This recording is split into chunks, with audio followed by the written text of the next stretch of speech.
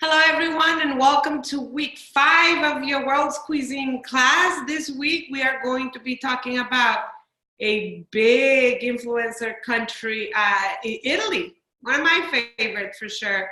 But before we do, we have the wonderful Chef Jamie and Chef Kareem. Please tell me how they did on their sushi rice bowls and their tare katsudons.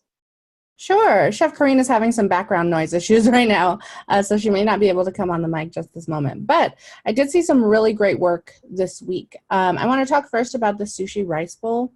I saw a lot of dedication to being sure that that rice was properly cleaned. I think the recipe says something like rinse it 7 times or something like that. But really the goal is to rinse it till the water runs clear. I mentioned in a lot of your feedbacks that when you're adding something to the final product of the rice, especially something sticky, you want to eliminate all of that starch in the beginning. Otherwise, it's going to become rice pudding. And there is a time and a place for rice pudding. I love rice pudding. But in a sushi rice bowl, that's not what you're going for. You want to still have those individual rice grains hold their own shape while seasoning them with that vinegar and sugar liquid. And I saw so much of that happening this week. I also saw a ton of beautiful mise en place. There are times in this class and just in general where I think that mise en place is almost as beautiful as the final product when you have all of these really nice colors and shapes and everything lined up together. And this is one of those instances where all of your work up front, a lot of time is going to be spent up front, but it all pays off at the end when you're able to make these beautiful dishes.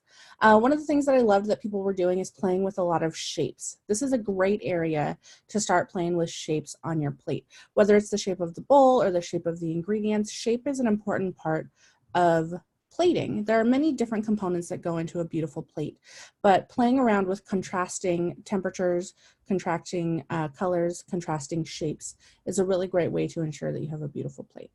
When it comes to the tare katsudon, I saw so much love for the tare katsudon in your narratives because it's ingredients that you know. We're working with pork, we're working with onions, we're working with stock. None of this is unfamiliar, but you're creating it in a way that is unfamiliar, that leads to a brand new flavor and a brand new texture. So I'm so glad that you guys loved that dish. It's a challenge to plate for sure because it's a little messy. And messy things tend to be difficult to plate, but I think you guys did a really great job. Chef Karine, are you good yet? Not yet. She has an alarm going off in the back of her building, so she's not able to talk right now, but soon, I'm sure. I do want to add to that, since Chef Karine has the fire alarm. A lot of you actually sent me pictures, guys, of your plating of the sushi rice bowl, and I was impressed. Like, you thought about where to put things, how to garnish it. You try and put things that are similar color on the opposite side of the plate. Your knife work. You definitely listened to Chef Karine, and you definitely did, put an effort into those knife cuts. I do want to add, because there's several of you that, like, oh my God, knife work, it's so hard. It takes me forever. It's fine. You are in culinary school. It is supposed to take you a little bit forever right now. Because for me, as an instructor, I'm going to tell you, it is super important that you guys actually understand the technique of cutting any type of knife cut, Brunoise, Julienne, or whatever, of grabbing your knife, of really thinking of grabbing your knife properly, grabbing the product properly, and doing the movement that you need to do properly. Speed will come. And speed only comes with practice. All right? So go back to when you were taught how to ride a bike. At the beginning, it was all about, balancing and moving those pedals. Speed came after. Same thing with the knife cuts. Speed will come. Just be patient and make sure you're doing it right, because safety comes first. So once you get the technique, once you are familiar with that knife touching your knuckles, then speed will come, okay? And I can promise you that. But very nicely done. It is surprising also. It is the first class that all of the people that at least I talked to, like the tare katsudon. Because like Chef Jamie was saying last class, it is an off-putting consistency, because here in America, except if you're in the South, you are used to that deep fried, crunchy, crispy purpose of breading something. In the South, we are used to that, but we also tend to drain it in gravy. So it's kind of like the same consistency that the tare katsudon is. But it was a different consistency to it, and you guys are doing better in explaining it in your narratives, which I like. Last week, I saw a lot of one-worded flavor journals, which we ask you to be short and to the point. But one word, if you say, oh, it's savory, it's tender and crunchy and onion-like. Am I really, I can describe so many things with those 4 words. So you're not telling me exactly what the tare katsudon is, right? So you do have to use more than 1 word and try and stay away from the something like, onion-like. Instead of saying onion-like, describe what's oniony about it, okay? Was it the sweetness of the onion? Was it the spiciness of the onion that reminded you of an onion from the dish, okay? But very nicely done. This week, we are moving to Italy. So let's take a look what you guys need to do. Can everybody see my screen? It's the proper screen. This is what you need to do for this week. So thank you for attending the live session, guys. You have to read your research materials. And in this week, there's quite a few of them, guys. So when you click here on your research materials, see? Boom, boom, boom, boom, boom, boom, boom. And we are going to talk about the reason of why there's so many research materials in just a second. But you want to read them all because remember, your knowledge checks, those are based on the research materials. Try and do your research materials, your knowledge check and conversion knowledge check before the weekend. That way you have the whole weekend and Monday to submit your assignments. Because remember, you can resubmit for a better grade if you submit on time or during the late period. Okay, so let's say, like I was talking about, you submitted your assignment and you weren't descriptive enough in your production sheet or your flavor journal or something, and Chef Jamie or Chef Corinne let you know, like, hey, Geraldo, flavor journal needs a little bit of work. You please submit more.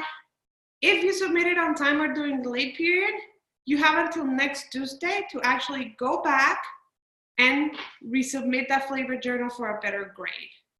We are here for you to learn. So your grade that Chef Jamie or Chef Corinne gives you for the first grade is not set on stone. Okay, you can work to get that grade up, because what we want you guys to do is actually understand the technique that you're doing and understand how to describe food. Because it is going to come super important when you guys open your own restaurant, food truck, catering, or you start working with someone and start developing menus. Wording things on the menu makes you money. So it's not the same as I put baked chicken on the menu, or if I put fresh herb crusted, roasted, firewood roasted chicken, right? One has like, ooh, you want to go for that one because it has fresh herbs and it's firewood roasted. Both of them are baked the same way. They're roasted the same way, but you're selling it out. That's why describing food is important. And this is going for you, the guys that have, or girls, the women that have already worked in the industry. Whenever you tell someone you're a chef, you are going to get bombarded with questions. And they expect you to answer those questions, okay? So you have to be able to say description of things. I get asked, even if I go to eat with family or friends, if they don't know what something is in the menu, who are they gonna ask me? Hey, what's this? And what does it taste like? Am I gonna like it? Over and over, I always get this question. So it's part of you as being a chef to be able to describe food in a way that it's specific enough to people that have never tasted it to have an idea if they're gonna like it or not. And when you open your own restaurant, you're trying to do this with all your customers. You're trying to tell your customers that they're going to like your menu, right? For them to invest in you. So the beautiful Italy. It is a gorgeous country. And as you can see, extremely regional. The idea of what we have of Italian food, it is completely different than what you see in Italy. We have, luckily, a lot of immigrants from Italy that have settled in the United States. In many of our cities, we have what's called Little Italy. And they have come up with Italian American cuisine. It's a fusion of both their countries, right? Their ancestry and the Americanism in them. So I want you to scrape what you think about Italian food, and I want you to learn about traditional Italian food made over there, okay? The population of Italy is 60.5 million people. It produces more wine than any other country, and that was surprising to me. I always thought it was France, but no, it's actually Italy. There are 20 food regions in Italy, and all of them are different from each other.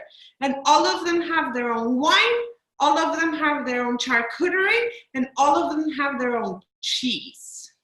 So I don't know if you guys remember, maybe raise hands when if you remember that we were talking about the AOC when we talked in week 2 about France, about how they control the quality of their wine and their cheese.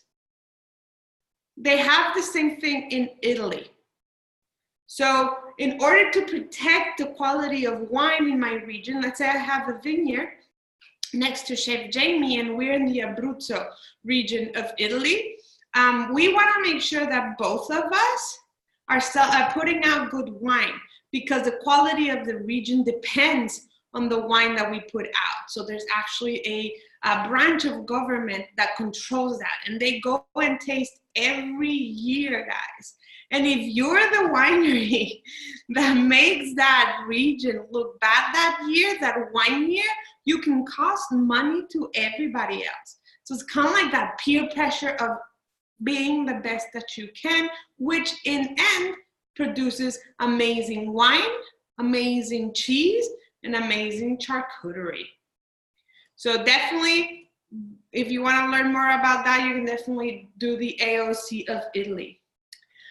They are huge coffee drinkers also. You will not find a lot of places in Italy that drink tea. They're more coffee drinkers than tea drinkers. And it's funny because this fun fact, it was actually brought to my attention by Chef Jamie. Chef Jamie was lucky enough last winter, Christmas break, she went to Italy. And she told me like it was supposed to be like a big no-no to order cappuccino after lunch. And so my mind went like, ooh, I learned something new. And I wanted to know why. And you're actually not supposed to order cappuccino, cafe latte, or any other milky variations of coffee after the morning has passed, because they say that milk should only be drank on breakfast hours. It's kind of weird to drink milk after lunch. That was to me a very weird fun fact. Here are your 20 regions. Abruzzo, Basilicata, Calabria, Campania. Emilia-Romagna is where you find Rome. Friuli, Venezia Giulia is where you find Venice.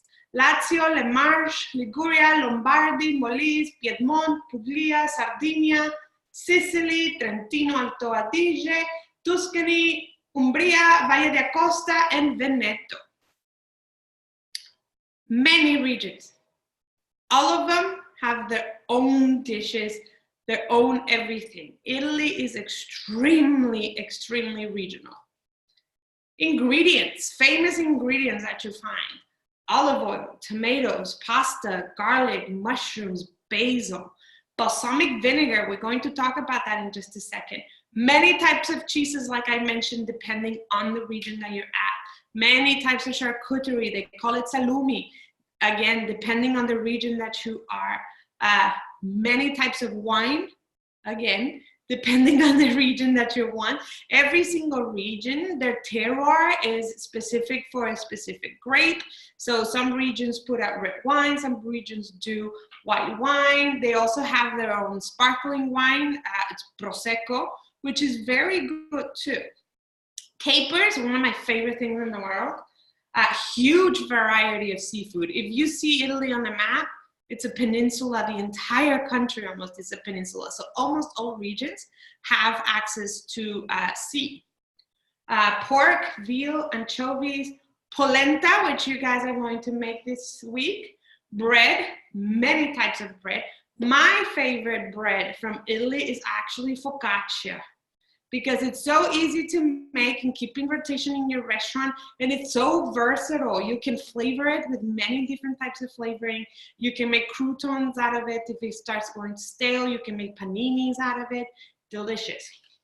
Many types of legumes and beans, lots and lots of fresh herbs, truffles, etc. So many other ingredients. But let's talk a little bit about the ones that we have.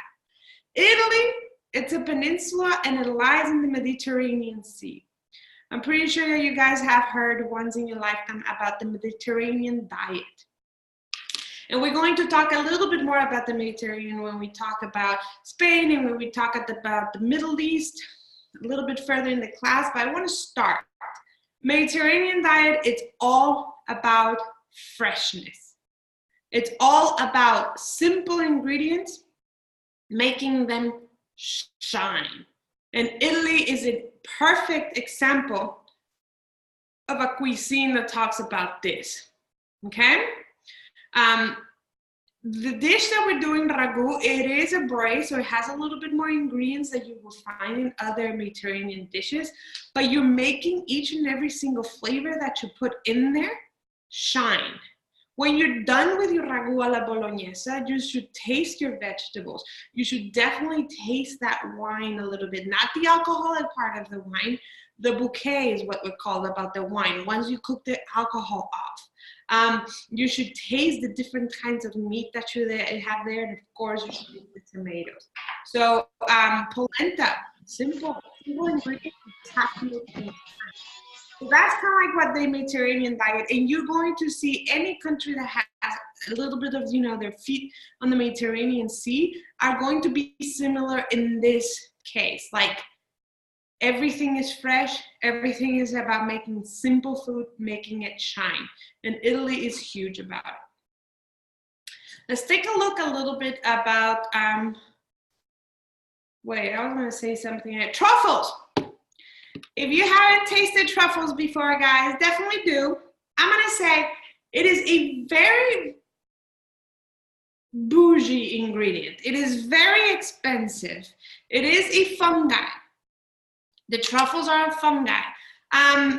It is a very strong flavor. And of course you have white truffles, black truffles, depending on where you are. Italy has actually both type of truffles, and you find it in different regions. But here's the thing. They grow underground. So they use hogs, they use pigs, because pigs can smell where the truffles are and they dig for them. But here's the catch. Pigs love eating truffles. They have a nice, expensive taste when it comes to their fungi. So that you have to catch the pig in time to pull it away for it not to eat the truffle. So they actually started, doing a lot of research, because truffles have become like a little bit of a boom in fine dining scenarios for quite some years now. And it hasn't gone away because, again, it is, even if you use just a tiny bit of truffle, it gives a whole new flavor profile to your dish. So what they're trying to do is research and training dogs, how to smell it, how to find the truffles, and actually you can train a dog a little bit better to not eat the truffle, because I don't know if you guys know, but pigs are extremely intelligent animals. They are very intelligent. You can't train it to not eat something they like, okay? They know better. Fun fact about pigs, if you have a pig farm and one of your adult pigs runs away, in a span of 1 year, they become wild pigs again. They become wild boars, just 1 year. They grow husks and everything in 1 year. That's how, even if that pig has never been in the wild before, it takes them 1 year to kind of like go back to its nature. That's how smart they are. So they're trying to train dogs. So that's why truffles are, are very expensive. So normally you have it very thinly sliced. The only time that I've had them like fresh was grated on top of a dish or very thinly sliced over carpaccio, which is raw beef tenderloin in Italy that has a little bit of olive oil, it has a little bit of truffle, and it has capers in it. The one that I had. It's a very strong flavor. So to me, truffles, yes, it works in some dishes, but you have to be very careful because it can be very overpowering. So I love truffles in the raw. I don't like them bought as truffle oil because it overpowers anything that you put truffle oil in. But again, that's my personal, I don't know if Chef Jamie or Chef Karine like truffle oil. I do like truffle salt, for example, especially on French fries. It is delicious. But it also, everybody's just a personal opinion, of course. Some people love them, some people don't. So, but I just want to let you know, if you're not familiar with truffles, definitely if you have the chance and the money, try it one time and tell me what you, oh, truffle fries with Parmesan. There you go. See? Famous for that. All right. So let's take a look at anything to add, Chef? I don't know, like I'm rambling. All right, cool. So there we go. Those are our ingredients. Let's talk about a little bit about famous dishes. Of course, pizza. Pizza was invented in Napoli, okay? It is a region. So obviously now with Italy being such a big tourist, the whole country is big to tourists, they do sell pizza everywhere. But I do have to say the best pizza that you will have in your life comes from Napoli, where it started. Forget everything that we Americans eat as pizza, okay? It is completely different over there. Again, this is the Mediterranean diet. So everything is about making those ingredients shine. So it's all about making a nice, thin, crispy crust that still has some pockets of air inside of it, and the flavor of the crust is super important. They don't put more than 2 ounces of tomato sauce if you're eating a tomato sauce pizza on the pizza, and then you have amazing cheese. My favorite obviously is buffalo mozzarella on top of it, and they probably do one more ingredient on top of it, a salumi, right, a charcuterie. My favorite that I ate had actually prosciutto, which is one of their charcuteries, and it had arugula, fresh arugula in the end. It was beyond this world.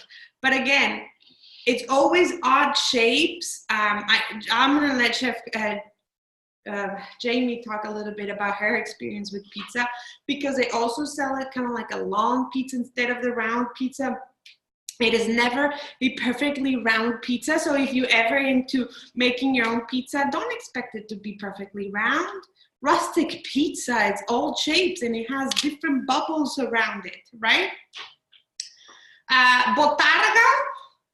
So botarga, guys, if you are not a fan of like caviar or fish flavor, you are not going to like botarga. I am not a botarga fan because I don't eat fish. I don't eat caviar. Cooked fish, I like raw fish, some of them, but this is botarga. It is made with fish roe, and it's made into like almost like a paste, and you slice it thin and you put it on top of bread, for example, and then obviously you have la lasagna. Ribollita, it is a very famous stew. It's a Tuscan stew, so it has beans, veggies, olive oil. And the really cool thing about this stew, guys, if you're a fan of stew, I highly recommend this one. It is thickened with bread. So when your bread is going old, you save it and then you add it to your stew, and it thickens that stew up. It is a delicious stew for winter because it really, like, it's really hearty. I love this Tuscan stew. And then you have also buco, which is shank. Normally it's a veal shank, and then it's braised for a long time. The sauce is absolutely delicious, and the shank still has the bone marrow inside of the bone, and you have a little bit of a gremolata sauce on top of it. That dish is amazing. The only sad thing is veal is actually very expensive in the United States, but you could actually do it with lamb shank or you could do it with beef shank.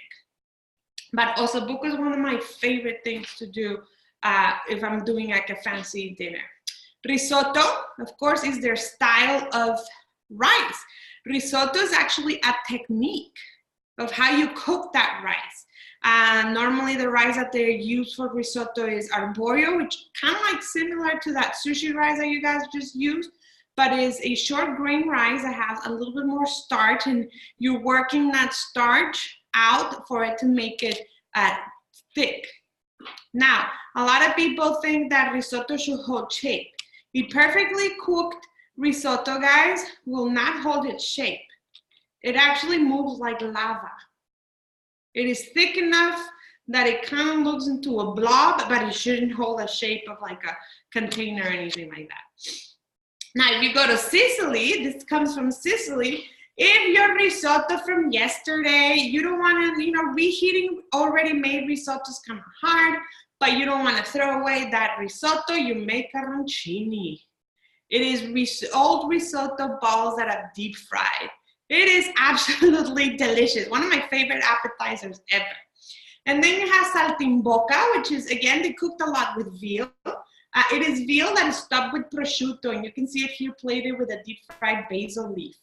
And then you have Ligurian seafood stew. Again, a ton of seafood in Italy. Shrimp fra diavolo is a spicy shrimp that they spiced up with cayenne pepper, etc. And like I said, these are the most famous cheeses, and these are only the most famous ones. I can have an endless PowerPoint talking about Italian cheeses. I've had most of these. Mascarpone and ricotta are the ones that you kind of use for tiramisu or for your lasagna. They're kind of like more spreadable cheeses. The fresh mozzarella, you can actually, and then the burrata is kind of like the curd that you can use very hot water to make it nice and soft. Those are soft. Gorgonzola is their blue cheese from Italy. Taleggio is one of my favorites. It's a very soft cheese, but it has a little bit of a crust. This cheese goes awesome with savory or sweet, and it goes awesome on salads. I love to put them in salads. And of course, Parmigiano Reggiano and Pecorino are hard cheeses, and it's kind of like, we're familiar with Parmigiano and Pecorino. It's actually very similar to the Parmigiano, and we all know about provolone, right? I'm pretty sure somebody here has put provolone on their cheese. Even Subway has provolone, so very, very famous cheese from it. Any questions so far before I move along? Chef Jamie, can you tell us about your pizza experience? Yes, I actually have a couple pictures from Italy that I would love to show. The pizza in Italy is so vastly different than the pizza that we see here. I remember talking back and forth with my fiance about it, and when I eat pizza here, I always feel bad about it. Like I have like a stomach ache, it's real greasy. It's a great experience and it's a beautiful American tradition, but you don't feel great after eating pizza. In Italy, there was none of that feeling at all. It is not a greasy experience. It is not a heavy meal. Pizza, I went to Rome, so I don't have the experience of all of Italy as we talked about. It's a completely regional area.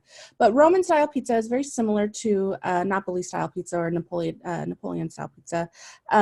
You're going to have really long sheets of pizza. They're like 3 feet long this way.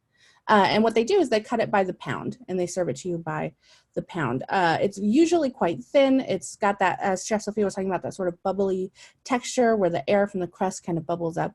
But food in general in Italy was a lot different. I want to share some of my experiences with you guys. I have just a few pictures. We've talked a lot about charcuterie. This was a charcuterie sort of cabinet that we saw in a local grocery. One thing I want to note here is that this is not a refrigerated cupboard. Here in the United States, all of this would be refrigerated. In this area, that's not necessarily how these preserved meats go. We have a lot of really beautiful, we have speck here. You're gonna have your mortadella, which is a really beautiful meat, your capicolo, pancetta. So you have all of the different sort of charcuterie meats here. This was a dish that I had in a restaurant that was actually a very, very inexpensive restaurant. This dish was maybe like 3 euros or 4 euros. And it's fresh, house-made burrata cheese with charcuterie around the edge. And it has arugula underneath. You can barely see it. For the record, arugula in Italy is called rocket. It took me a really long time to figure that out. Everything had rocket on it. I was like, what the hell is rocket? So I finally had to Google it and figure it out.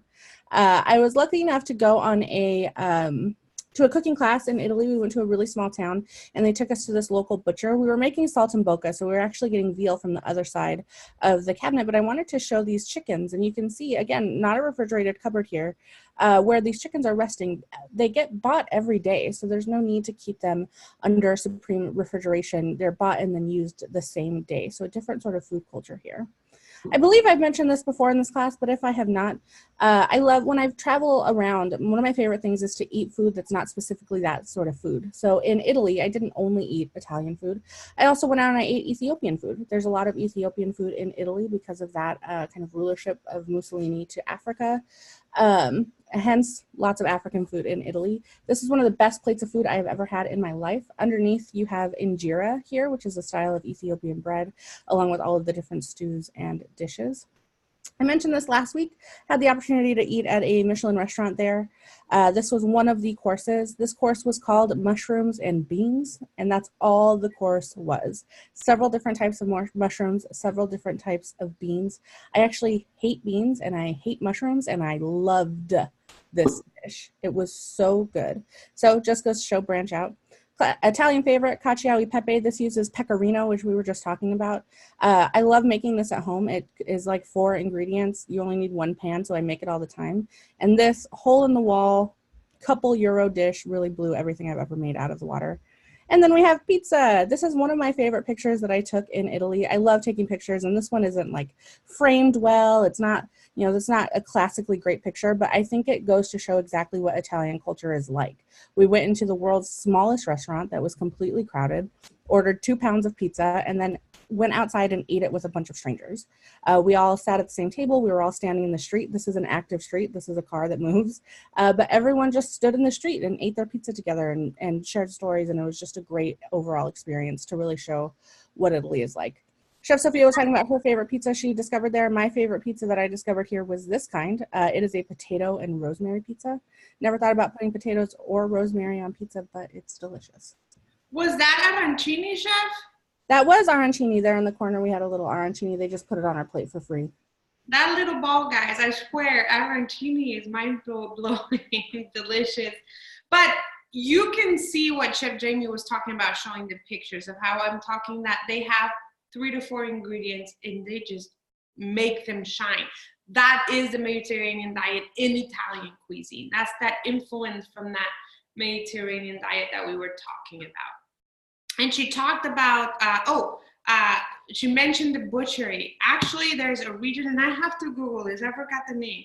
One of the regions in Italy, guys, it is known for its famous butchers. And it's something that has been passed generation to generation to generation. If you watch the last season of Top Chef, they had an Italian butcher in it because they are just perfectionists and amazing at what they do, because they take charcuterie and everything and butchering extremely seriously in Italy. It is a well-respected profession. And let me talk about, we talked about cheeses, and she did talk about a little bit about the different salumi charcuterie that they have. These are kind of like the most famous that I thought you guys might be more familiar with. Salami. And they have the regular salami, they have the spicy salami. Prosciutto, which is from the leg of the hog, and it has to be sliced very, very thinly that you can almost see through it. That is very important because if not, it gets too chewy and you can't chew it, okay? Prosciutto normally is aged from 24 months to 48 months. Okay, and it's aged in somewhere we have to control humidity and temperature to the T for it, of course, not to go bad. Salchicha, finocchiona, pancetta, which is kind of like bacon. It comes from the pork belly, but they leave it thicker. So when you cook with pancetta, it releases a lot of the bacon fat, and it's absolutely delicious. That you need to get the pancetta a little bit crusty in order for it to eat it. Capocollo, lardo, soppressata, and speck are one of my favorite. I'm a huge huge fan of bologna. Like, I know a lot of people don't like bologna because it's kind of like one of the cheaper charcuteries, but I love, you know, expensive bologna all the way down to the cheap $1 bologna pack you can buy at Walmart. I'm a huge fan of bologna. You know, a bologna sandwich with like yellow cheese, and God bless Goofy, because Goofy is all about bologna sandwiches, and now my daughter, all that she wants is bologna sandwiches. I'm like, yes. And one of my favorite things in the world, guys, it's called porchetta. I don't know if you guys had it, but I had to show you. This is what porchetta is. What you see here is the entire pork belly. And then it gets stuffed. A lot of chefs actually put their own twist to it, but the natural one, it has pine nuts, it has spinach, and it has carrots and onions in it. And then you roll the porchetta, and then you oven roast it.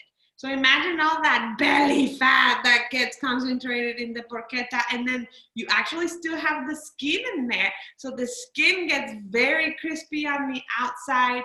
And then when you order porchetta, you get the sliced porchetta right here. It is out of this world, guys. It is a delicious dish. So if you're ever in Italy, or if you're ever in an Italian restaurant here in the United States that has porchetta on the menu, listen to your chef Sophia and order it. You will not regret it. One of my favorite experiences in Italy was going to a restaurant that specifically served porchetta. That's all that they had. And when they made porchetta at that particular restaurant, they did the whole pig. It wasn't just the pork belly. They just wrapped up that whole sucker, and they stuffed him, and they served it that way. When we got there, all we got was slices of porchetta on a piece of wax paper, a cup of red wine, and a little piece of bread. And that's all they served you, and it was so unbelievably good. Simple food, in a very simple manner, really unbelievably delicious. That's all you need, man. Because the beauty about these countries, guys, France, Spain, Italy, Germany, is that wine, A, is not expensive. You can find cheap wine, and B, it's still very good damn wine, even the cheap one. So it's actually cheaper to order your wine than your Coke in Europe, because wine is so good. Again, we're talking about controlling quality, right? So quality is always good. All right, so you will definitely have a lot of fun in Italy. So talking about wine, I just wanted to show really fast all the different regions of wine, and each and every single one of them have their own specialty grape or combinations of grape to make their own specific wine. And we can talk for an entire 12 months just about wine. So this is just like very general above. So let's get to it. What are you guys actually cooking this week? You are going to do ragu alla bolognese on top of polenta. You are cooking both recipes this week, guys, because the combination of both recipes makes a full meal. Okay, so it is not two complete different meals that you're cooking. You're cooking two items of one meal. Okay, polenta, as you can see, it's a very simple technique. So that's why I added the polenta to a short braise that is your ragu. Polenta, guys, it's corn that has been ground into a very fine consistency. So if you're not able to find polenta in your supermarket, which most of them do, but if you can't find polenta, you can substitute for grits if you're in the South. It's the same thing as grits, but polenta is a little bit grinded finer than grits, or cornmeal can be a good substitution too, okay? So look at the ingredients, simple ingredients. You have your water, you have polenta, butter. It's all about that cheese, Parmesan cheese. You do not want to buy pre-shredded Parmesan, guys. The preservatives that they add to pre-shredded cheeses actually makes them harder to melt. And for polenta purposes, you want the cheese to melt. It's what's going to give that beautiful, smooth, thick consistency to your grits, okay? Salt and pepper. You bring your water and salt to a boil. You gradually stir in the polenta while whisking constantly.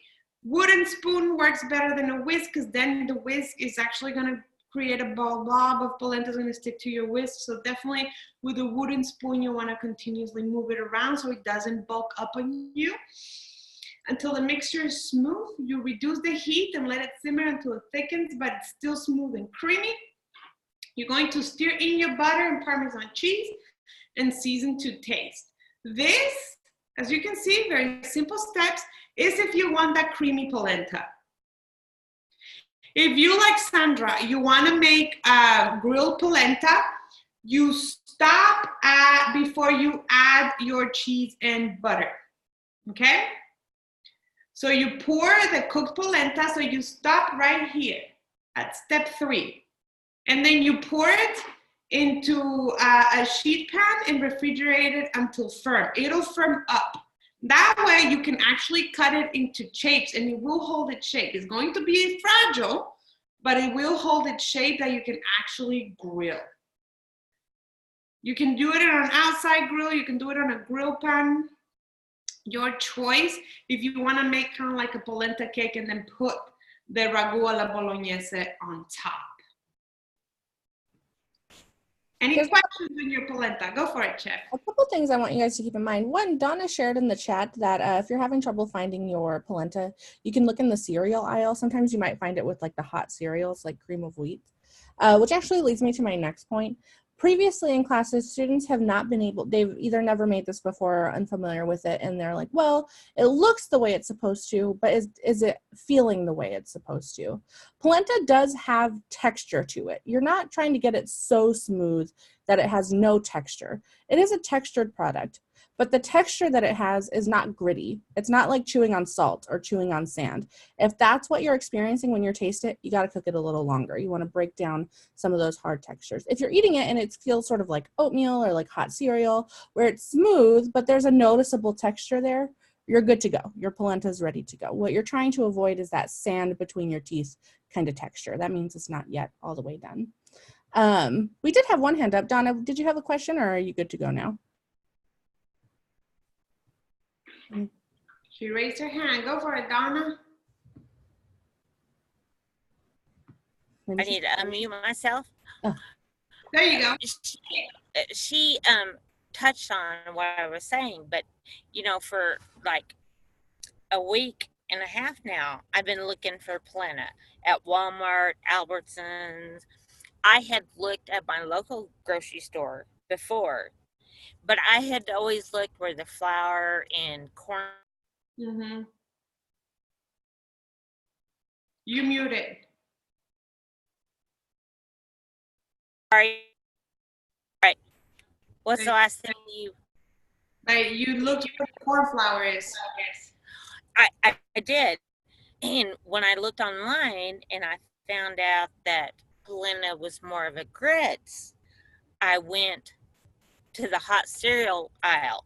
And it's not going to be right there by the grits or the oatmeal. It's going to be by, there's like wheat this. I mean, it's going to be in the cereal aisle, but it like the nature people, you know. But I found it in my little rural store when I looked in the right place. Yeah, and it's crazy how everybody puts it different. For me to find the polenta here, I actually found it next to the arborio rice because they kind of put it with like, oh, Italy. But you do find it next to your grits. But again, guys, if you can't find it, grits or cornmeal is going to give you the same technique as the polenta. Your local grocer is your best friend. If you can't find it, just go ask somebody. They know, they stock that stuff every day. They know where everything is. You can show them a picture of it. You can ask them for the title. They will help you find it. Some things are tiny and tucked away or whatever. If you can't find it, always ask your local grocer. They'll help you. Nathaniel, did you have a question?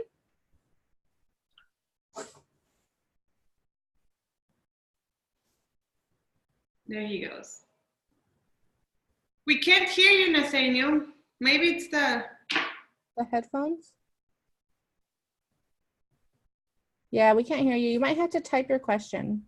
Yeah, type it on the chat and we can answer it for you. All right, guys. While he does that, oh, wait, somebody, Red Mill. Red Mill is the actual, Bob's Red Mill does sell very good polenta, guys. It's a brand. So let's take a look at your ragu alla bolognese. Now this, guys, is a quick braise. It's the same steps as your long braise that you guys did in 122, but this one is fast because it is ground meat. So you don't have to cook ground meat for a long period of time to tenderize it. It's already tender by grinding it. Can anybody tell me what type of cooking technique braise is? Is it a moist cooking technique or a dry cooking technique? Moist. We got moist. Anybody giving me dry? I'm seeing moist in the chat. Moist, moist, moist, moist, moist. Well, that was a trick question, guys. It's actually both. Remember, braising is the only technique that is a combination technique, because what do we do at the beginning? We are sweating or sauteing. So first we use dry heat method, then we incorporate the moistness to it by wine or stock, etc., etc. So just keep in mind that braising is the only one of the cooking techniques that it's a combination method. So you're going to heat your pan over medium heat, and then you're going to add your olive oil and butter together. Now, if you don't have olive oil, you can use any other oil. Just remember, high smoking point. Olive oil, like I said, Italy cuisine is always thinking about incorporating and building flavors. Their olive oil is amazing.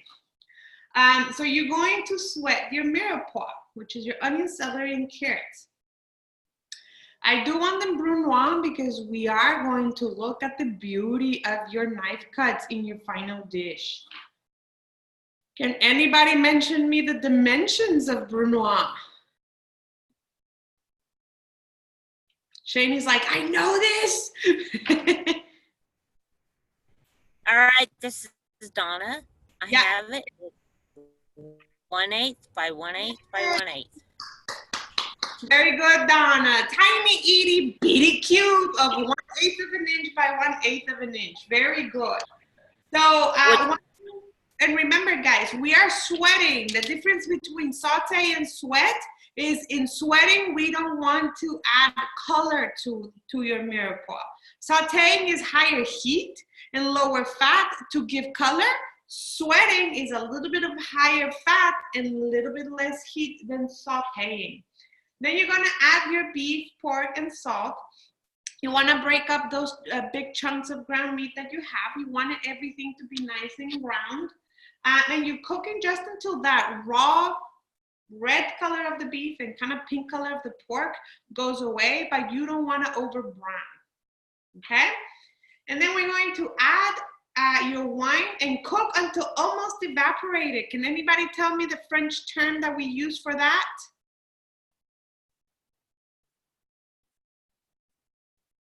Do we have it in the chat, Chef? Sec. Very good, Chef Fee. Au sec.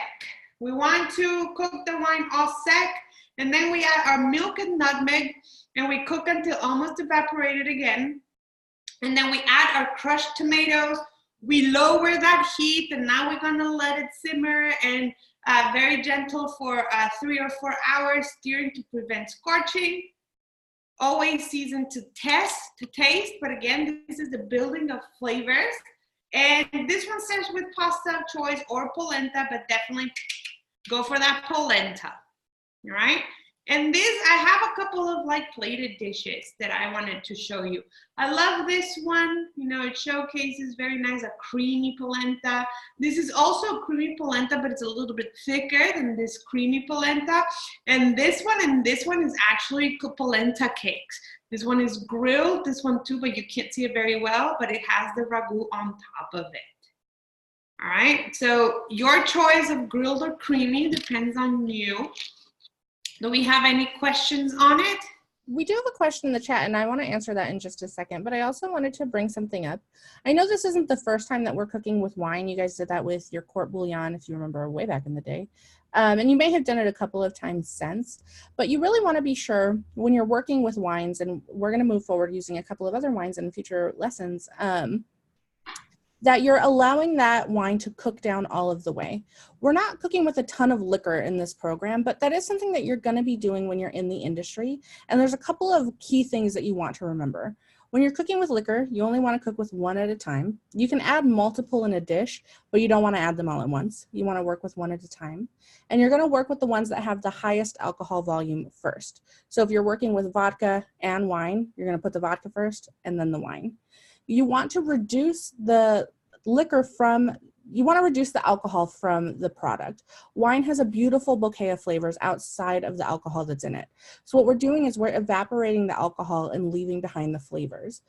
This leads into your question, Jason, where you asked, how can you tell if something is almost evaporated? For liquid, you can tell if it's almost evaporated because there's not going to be a lot of it left. Most of it will have turned into steam and you'll be able to see the bottom of the pot. Oftentimes you'll see like a scraping effect where chefs will scrape through the bottom of the pot. If you can see the bottom and it doesn't fill in right away, you're right around au sec, you're almost there. But when it comes to cooking with liquor, it's especially important to do that. Exactly what's being shown on the screen. It's especially important to do that because you don't want it to taste like alcohol. Warm alcohol is generally not a desirable flavor, and it's going to overpower a lot of the other flavors there. And then the same goes for when you're working with multiple liquors, when you're working with multiple liquids. You're not necessarily going to add all the liquids in at once. It's an important step that Chef Karina and I are going to be looking for, that you're adding that wine, letting it reduce all the way, adding the milk, letting it reduce. This is a process that takes a long time, but as Chef Sophia was talking about, you're building those flavors step by step. As you're adding the wine and letting the reduce, you're completely imbibing that meat and sauce with a ton of flavor. Then you're adding the milk, letting it reduce again. Then you're adding the tomatoes and letting it reduce again. That's 3 different levels of flavor that's being added to this dish, and you cannot rush or replicate that. So you really want to be sure that you're taking those steps slowly. We will be able to tell if the wine and the milk was added at the same time. It's very evident. So please be sure that you are reducing that properly and giving yourself that time to get to that proper reduction. And it's for your own benefit, because reduction concentrates flavors, like Chef Jamie was saying. So you add your wine and the first smell is gonna be like, ooh, like that alcoholic smell, because the alcohol is burning off. The picture that I showed, au sec means that you can see liquid, but when you move your spoon across it, the liquid separates and it doesn't go back together. That's au sec. You don't want it burned to the bottom of the pan. You still want to see kind of like moisture in there, but it's not running liquid in the pan. Okay, now careful with the milk. The milk doesn't reduce like the wine. It will be more liquidy than the wine because you don't want to scorch that milk. So careful with your temperature always. But definitely braising is all about that, guys. Reducing and concentrating as much flavors as you can. Okay? The only other thing I wanted to note is for those of you who have never made bolognese before, bolognese is not a tomato sauce that has meat in it. So you're not going to end up with like a liquidy tomato sauce that has meat floating in it. Bolognese is a meat sauce that is flavored with tomato. So it will be red, but it's not going to be like runny and saucy with meat floating. It's going to be a thick, delicious meat sauce that has tomato as part of the flavoring component. So you really do got to let it reduce down quite a bit to get to those pictures that Chef Sophia was showing. Yeah, and normally when you order bolognese in the United States, they kind of cheat. They kind of grab marinara sauce and add the ground beef to that. But ragu alla bolognese is supposed to be, you know, that braise and added tomatoes to it. And also when we think ragu, but of course we have that famous sauce, spaghetti sauce that they already sell. So that's why our mind automatically goes to that runny sauce. But it should not be. Should be a nice, beautiful braise that lies on top of the polenta. You will not regret this dish. It is absolutely scrumptious. If you don't eat pork, it's okay. You can do it just with ground beef, okay? And again, if you need any substitutions, if you can't find polenta or anything like that, always contact us. I have no problem. It's my pleasure to help you guys find substitutions for things that you can't eat or you can't find. okay? But we do want to know about them before Chef Jamie and Chef Corinne grade your work, because we want you to stick to the recipes that we give out so we can actually concentrate on the technique that you guys are doing, okay? Awesome. Well, I hope. Chef, we did have one question that was asked earlier in class that I want to address, and it was about not being able to find Pinot Grigio. Pinot Grigio is a specific kind of wine. It's kind of in the middle between sweet wines and dry wines. When that situation arises, just in general, I want you to have this tip. If you can't find the wine that you're looking for, I would never go sweeter. If the wine that you have is in the middle and you can't find it, go more dry. Don't go more towards the sweet side because it's going to get pretty sweet and pretty sticky. If you're already, the recipe calls for a sweeter wine, that's fine, but just always err on the side of dry when you're cooking. Also, always err on the side of a wine that you're willing to drink. If you open it up and it doesn't taste good, it's not going to taste good in your food. It doesn't have to be pricey. There's many $7 bottle of wines out there that I love, but just stick to one that you like the flavor of and always err on the side of drier. If you can't find Pinot Grigio, you can find a Chardonnay that would work fine. Pinot Grigio is that beautiful wine that doesn't have a very strong flavor either way, sweetness or dry. Me personally, if I'm cooking with white wine, I always go for Chardonnay. So there you go. And Chardonnay is very easy to find. But again, that's a very good advice, guys. If you don't want to drink the wine, why would you add it to your food? Okay, Jason, go for it. Whenever we're doing the sauce, how do you cut the acidic taste of the tomatoes? That way, it don't taste horrible. I don't know any other way to explain it. I was doing a homemade tomato sauce, and my wife was able to taste the acidic taste of the tomatoes. Well, tomatoes are very acidic to begin with, so yeah. This is the beauty of this sauce is that it has the milk and it has the nutmeg in it. So that will sweeten it up, and then with the cooking out of the alcohol and the wine, that will sweeten it up just a touch. I always am against adding sugar to any of your dishes because it's going to be weird. When I've worked with tomato sauces, guys, and if you really like, for your wife or you, that you truly don't like the acidity of tomatoes, you're gonna be surprised, but cinnamon. If you add a touch, and I'm talking very little cinnamon at a time, Jason, if you add a little bit cinnamon, it mellows out the acidity in it. I add cinnamon to my tomato sauces, but very, very, very subtle. So it just takes away the acidity, but doesn't add the cinnamon flavor to it. So basically, like, take a regular ground cinnamon, ordinary day little teaspoon, just put the tip of it in there and just dash it just a little bit. Yeah. Because remember, it's always easier to add more than to take away. Exactly. So little by little until you can't taste that acidity. But before adding it, taste this sauce because again, it does have milk and it does have nutmeg in it. And nutmeg and cinnamon are kind of like, cousins. Okay, thank you.